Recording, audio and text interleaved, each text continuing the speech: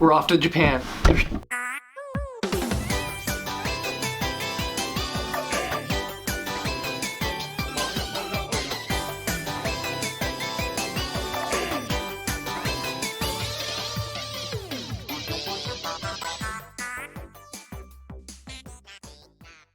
I wouldn't be a glove guy if the first store I went to in Tokyo wasn't a specialty glove shop.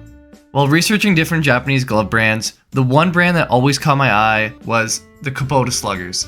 So of course this has to be the first baseball shop of the trip. Right when the front doors opened, I knew I was going home a poor man. Floor to ceiling of gloves, it honestly didn't feel real.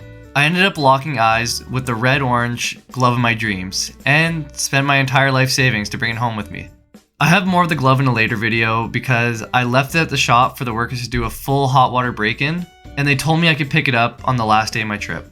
I wished I would have learned a little bit more Japanese before traveling there, because there were so many conversations I wish I could have with everyone, but the language barrier was too much to have those deeper baseball conversations. I did figure out later a more effective method to kind of communicate with everyone. The next stop was just down the street, across from the Yakult Swallows home field. It was a small baseball complex with about 4 fields and an indoor batting cage. The batting cages are what really brought us there, but it was also nice to see some games going on while walking in. We walked by this complex actually a few times on different days, and there were always people playing on it, which was honestly really nice to see how many people were actually playing baseball in Japan all day at really any hour of the day. It was crazy. Okay, just a disclaimer. I am absolutely addicted to these batting cages. So much fun, I wish we had them at home. So honestly, when we walked in, I had no clue how to use the batting cages here. So shout out to the nice lady at the front desk for helping me out getting set up. So how it works is you buy a card for 1, 3, 11, or 20 games. Each game is 20 balls. So what you do, you then pick one of 10 cages to go hit at, and they all have different pitchers and different speeds. The pitchers usually dictated the arm slot of the machine. So once you pick the cage, you would choose your speed within the cage. So that went up from like 60 miles an hour to about 85 at this certain batting cage. And then after that, you hit away. The video screen with the release points were amazing, and honestly, I want to put one in our batter's box so bad. Alright, I got a few terrible angles of me hitting pop-ups and rolling over. Oh, and I also got absolutely sorted by Shohei. I swear, he like threw me a splitty. He threw me a splitty mid fastball sequence. Like, it was crazy. Single.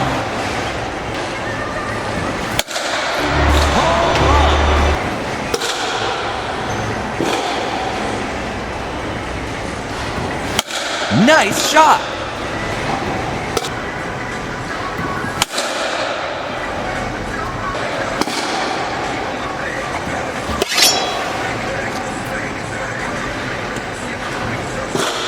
On our way out, they had a little history of Mizuno gear exhibit with some pro gear mixed in as well, which was pretty cool to see. We then made our way to the Tokyo Dome to witness the first MPB game of the trip, and also our lives. So I didn't get much footage from the surrounding area of the dome, but it was such a cool area. They had a full mall with a little theme park inside. They had a lot of good food options as well. Speaking of the food options, the stadiums allow fans to bring in their own food, which is such a cool and wild concept. But honestly, I wish we had it in North America. The only thing you couldn't bring in was your own alcohol, and even that was dirt cheap. It was like $4 to $8. So upon entering the dome, we went looking for the Japanese Baseball Hall of Fame. I kind of looked it up before, something I really wanted to go see. Didn't realize it was in the Tokyo Dome. But luckily we got lost in the stadium. I know that doesn't sound good, but one of the guards actually led us to the museum. Shout out to our boy. I'm not sure your name, but thank you so much. Now, the museum had so many cool pieces of baseball history. I found myself reading through most of the exhibits with Google Translate just because everything else was in Japanese. The NPB section was really interesting because it's such a popular league in Japan that honestly, until this year, I knew almost nothing about. Just the amount of players that are over here, the talent that's over in Japan that we just don't hear in the West is crazy. And I think we need to see more of that. One of the biggest exhibits there was the World Baseball Classic, and for good reason, with Japan absolutely dominating the tournament since its inception. They had lots of Ichiro gear, and they even had the pepper grinder and the Trout vs. Otani, probably the greatest at bat we've seen like in recent times. They had that ball from the strikeout. There was also this crazy pitching machine that lives rent-free in my head. It looks like a pitching machine that they would have thrown on the battlefield in World War II. Like, this thing is an absolute machine gun. Like, it made no sense to me. I kind of wanted to see it in action. Like, just look at it. Just look at this thing. We ended up seeing a few more exhibits, and then it was time for the game, which I can say was absolutely electric. Which might have had something to do with our seats being right in the middle of the Yakult Swallows cheering section.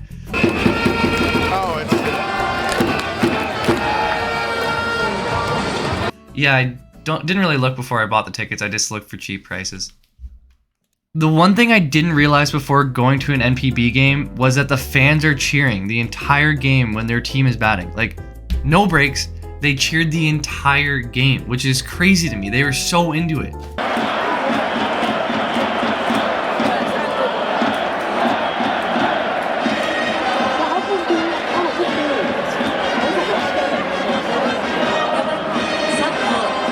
The pregame hype up was really good, and I found that my favorite mascot was the Yakult Swallows bird mascot. Like, he's just round, he's funny. He just looked like a good mascot. Like, I just want to see. I think he would go toe to toe with Blooper or something like that. Like, he looks good. I also found one of my favorite traditions for fans when their team scores. Most teams clap and cheer, but they pulled these umbrellas out of wherever and they just proceeded to do this hilarious umbrella dance.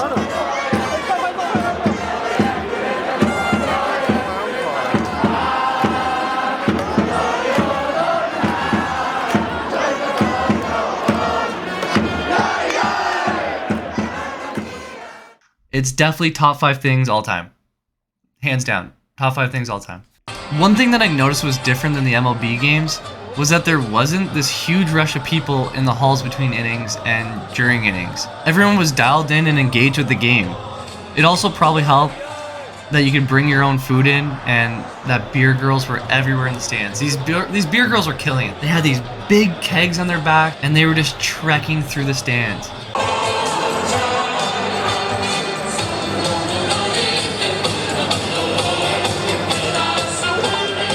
Honestly, we couldn't ask for a better game to watch.